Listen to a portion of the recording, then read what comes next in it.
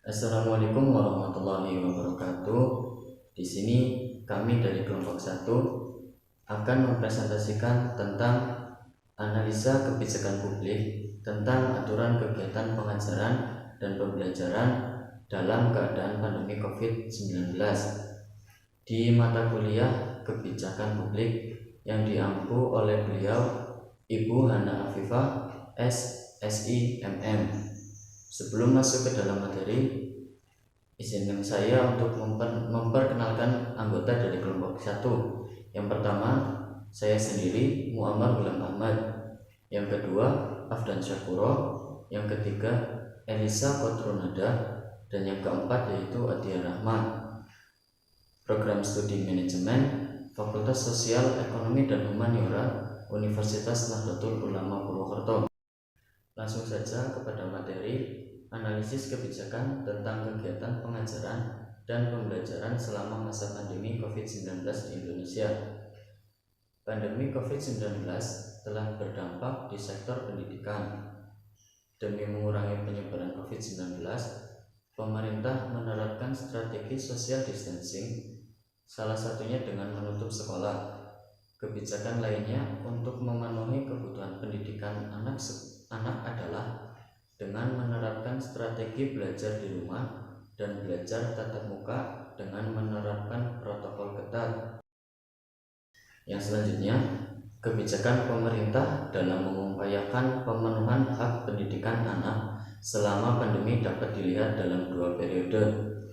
Periode pertama yaitu pelaksanaan pendidikan selama pandemi, yang kedua yaitu pelaksanaan proses pengajaran tahun ajaran baru 2020-2021. Periode kedua berlangsung juga dalam suasana pandemi, tetapi juga diwarnai dengan wacana penerapan situasi normal yang baru dan perkembangan penyebaran COVID-19.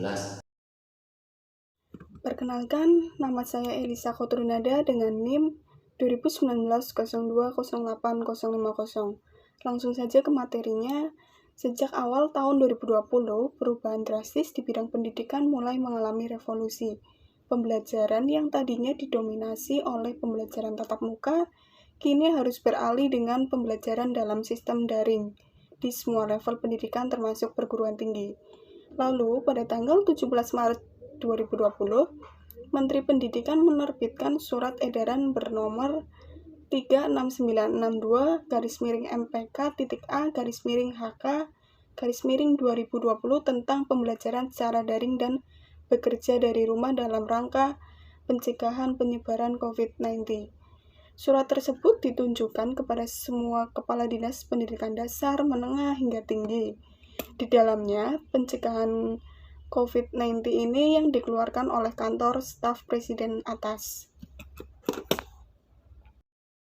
Yang selanjutnya, Peraturan Menteri Pendidikan dan Kebudayaan Nomor 109/2013 Pasal 2 menyebutkan bahwa tujuan PJJ adalah untuk memberikan layanan pendidikan tinggi kepada kelompok masyarakat yang tidak dapat mengikuti pendidikan secara tatap muka dan memperluas akses serta mempermudah layanan pendidikan tinggi dalam pembelajaran.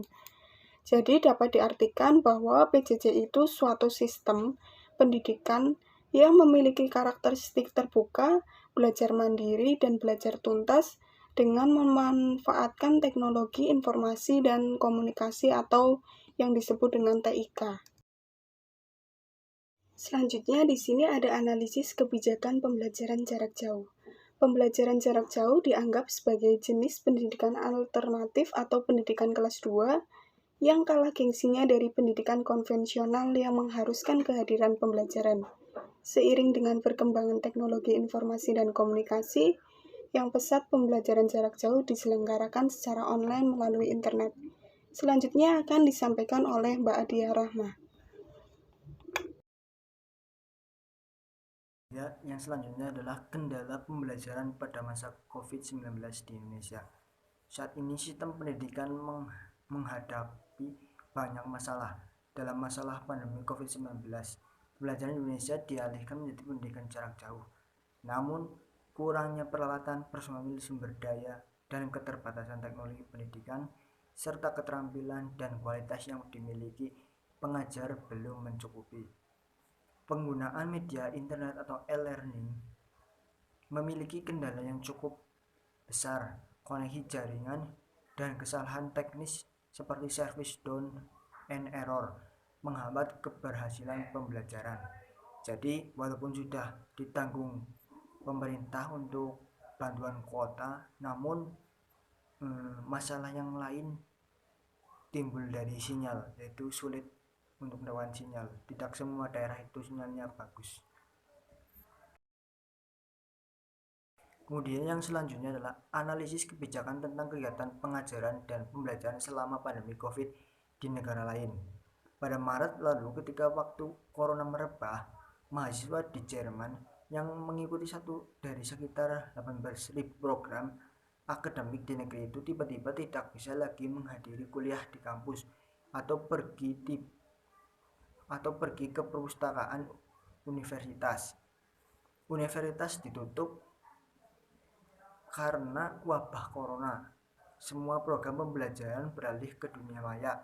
Awalnya ada antusiasme untuk lompatan teknologi ini. Ruang kuliah di Jerman yang biasanya penuh sesak mendadak kosong. Banyak universitas dipaksa memicu digitalisasi, tapi sebagian akademisi menekankan pentingnya kuliah tatap muka.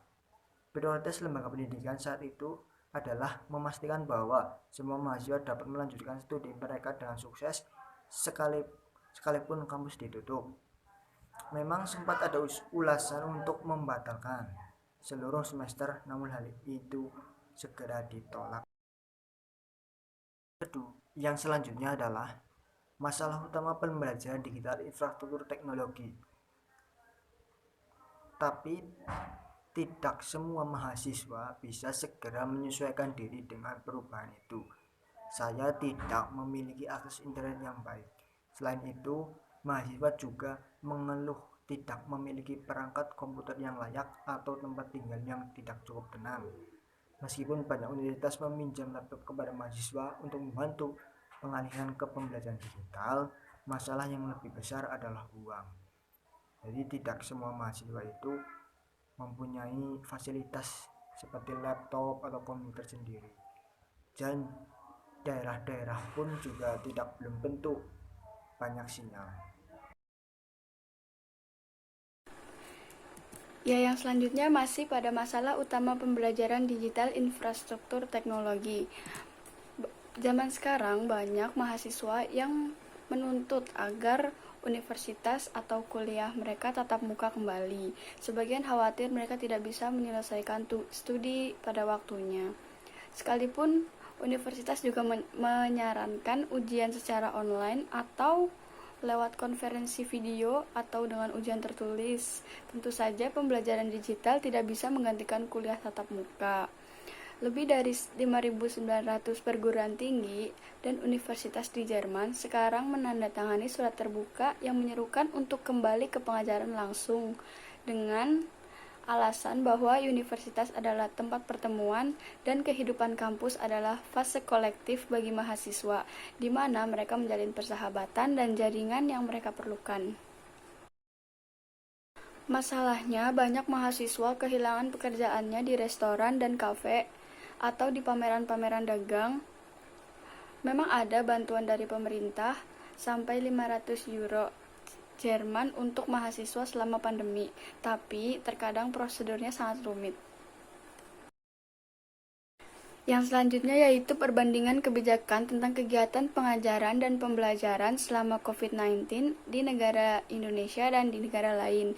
Kebijakan keduanya ini hampir sama. Kebijakannya dari jenjang SD sampai universitas itu pembelajaran yang bisa dilakukan secara konvensional atau bisa dilakukan secara tatap muka baik di Jerman atau di Indonesia sebelum adanya pandemi COVID-19 itu sama semua. Akan tetapi ketika COVID-19 pembelajarannya juga secara online, dan di sini yang membedakan adalah teknis dan peralatan yang ada di negara Indonesia maupun di negara Jerman. Di negara Jerman, dari segi jaringan internet, mungkin karena negara Jerman sudah menjadi negara maju, jadi akses internetnya bisa diakses dengan mudah, berbeda sekali dengan di Indonesia. Di Indonesia masih negara berkembang dan masih banyak para pelajar atau mahasiswa yang berada di tempat wilayah yang tidak memungkinkan menjangkau jaringan internet, dan di situ sulit untuk mencari akses internet yang mudah. Kemudian kembali lagi ke alat mungkin di Jerman karena sudah negara maju, di sana alat-alatnya sudah lebih canggih ketimbang di negara Indonesia. Kayak semisal di negara Jerman itu kan sudah banyak anak-anak atau dari SD sampai kuliah itu sudah banyak yang memegang komputer atau smartphone, berbeda dengan di Indonesia. Banyak di Indonesia anak-anak yang belum memiliki smartphone atau komputer yang memadai, sehingga dari segi teknis dan peralatannya ini berbeda antara negara Indonesia dan negara Jerman.